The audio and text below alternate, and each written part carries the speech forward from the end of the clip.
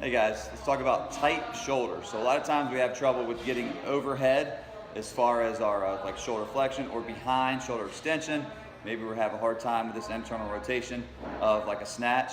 Whatever, if you've got like tight shoulders, sometimes directly attacking the shoulder might not necessarily be the problem, so you might not necessarily want to attack the shoulder. So we have a lot of issues with like breaking up the scapula on the backside and getting some of the trap muscles to just free up and work and fire.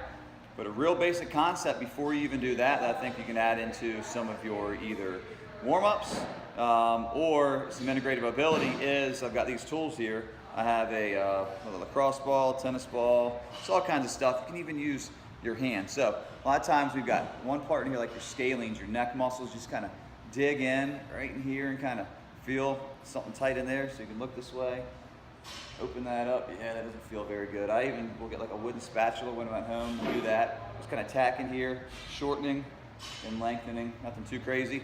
We also have, you can feel like your pec minor, major, front of their delta, oh, right in there, that's just real tight. You kind of put a ball right in there, figure out what doesn't feel so good. So give, whatever it is, whether it's, bigger ball, softer ball, smaller, whatever, and get a little bit digging into there, and whether it's lying on the ground, whether it's getting like in a door jamb like this, kind of digging in there, whatever works for you. I like actually personally getting on the floor with a bigger ball and getting my hand back behind my back and just really kind of gets in there, yeah, right in there.